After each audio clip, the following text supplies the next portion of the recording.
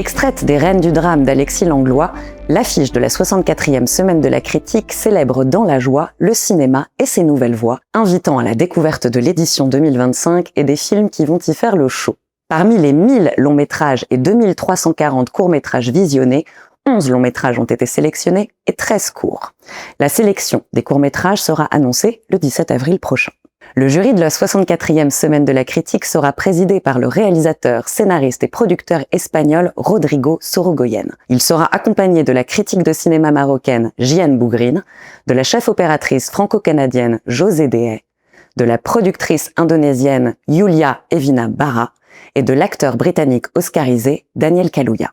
Le jury remettra 4 prix. Le prix Découverte Late Ciné du meilleur court-métrage, le prix Fondation Louis Roederer de la Révélation, le prix French Touch du jury et le grand prix Ami Paris de la Semaine de la Critique. En ouverture de la 64e Semaine de la Critique, L'intérêt d'Adam, deuxième long métrage de la réalisatrice belge Laura Vandel. Immersion, filmée au point dans l'unité pédiatrique d'un hôpital, l'attention se rassemble ici autour de 3 personnages. Une mère désemparée, son fils mal nourri et l'infirmière qui les suit. Pas de temps mort, la tension est chronique. Après Un monde, la réalisatrice poursuit son examen sensible des souffrances enfantines à travers cette étude de caractère complexe. Elle offre à Léa Drucker et Anna Maria Bartolomei des rôles à la hauteur de leur immense talent. 2 comédies françaises aux différents propos et tempos sont mises à l'honneur en séance spéciale. Baise en ville, deuxième long métrage du réalisateur français Martin Jova, road movie pédestre et décalé dans lequel un jeune chômeur flâneur décide de passer son permis en quête d'un job pour payer ses leçons de conduite. Son salut lui vient d'une boîte d'intérim pas comme les autres. Sorties de route et dérapages incontrôlés inspirent cette attachante comédie populaire qui, derrière ses gags potaches, ruisselle d'intelligence et de douceur. Avec Martin Jova lui-même dans le rôle titre, entouré de William Lebguil et Emmanuel Berco. Des preuves d'amour, premier long métrage de la réalisatrice française Alice Douard, comédie dramatique sur la maternité, retraçant le parcours chaotique d'un couple de femmes mariées qui attend son premier bébé. L'une est enceinte, l'autre doit faire des démarches pour adopter l'enfant qui va naître. S'engagent des péripéties de toute nature, donnant naissance à une facétieuse galerie de personnages.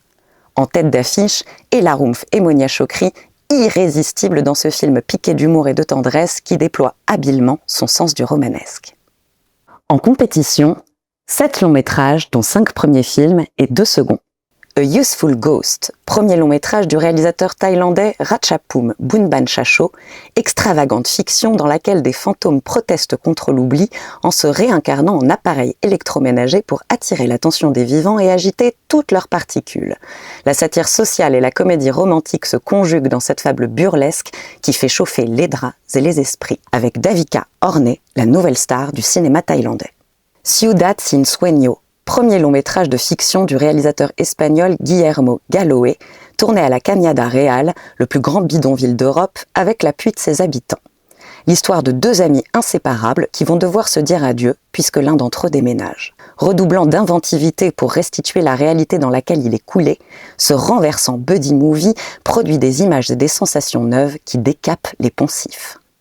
Kika, premier long métrage de fiction de la réalisatrice belge Alex Poukine, film coup de poing qui met en scène une assistante sociale soudainement frappée par un grand malheur, se débrouillant comme elle peut pour l'encaisser, quitte à prendre des chemins peu orthodoxes.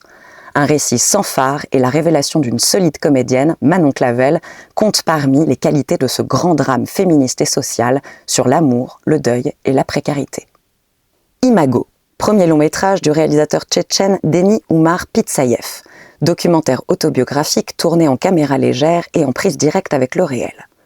Propriétaire d'un petit lopin de terre dans une vallée géorgienne adossée au Caucase et à la frontière de la Tchétchénie, le réalisateur projette d'y construire une maison au design futuriste qui tranche avec paysage et tradition. Un rêve qui fait débat au sein de la famille, ranimant le feu de conflits sourds et de traumatismes passés de cette communauté déracinée. Left-Handed Girl, premier long métrage solo de la réalisatrice taïwanaise Chi Ching-tsu, mélodrame urbain au rythme effréné qui emboîte le pas à une mère célibataire et ses 2 filles, fraîchement débarquées à Taipei et déjà ensevelies sous les dettes et les ennuis. Portée par un trio d'actrices phénoménales, cette tragicomédie se métamorphose petit à petit en une odyssée hors du commun, pleine de rebondissements et d'émotions qui battent l'asphalte et la chamade. Nino, Premier long métrage de la réalisatrice française Pauline Loquès. 3 jours décisifs dans la vie d'un jeune homme qui ne sait plus par quelle boule la prendre, à la rue, après avoir perdu les clés de son appartement. Déambulations, dilemmes et confessions sont au rendez-vous de cette magnifique chronique en temps réel, tournée vers la lumière, dans laquelle le comédien québécois Théodore Pellerin nous bouleverse par la subtilité de son jeu.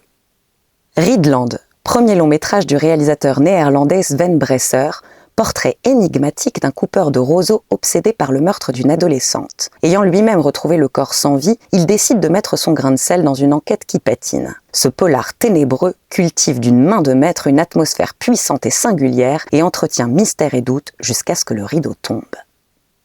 En clôture de la 64e semaine de la critique, Planète, premier long métrage d'animation de la réalisatrice japonaise Momoko Seto, où l'incroyable voyage de 4 pissenlits réchappés d'une explosion nucléaire en quête d'un endroit où se replanter. Aventure, frissons et émotion se mélangent dans cette fable écologique aux couleurs psychédéliques qui interrogent avec force la condition et la place du végétal dans la pensée du vivant, de l'infiniment grand à l'infiniment petit.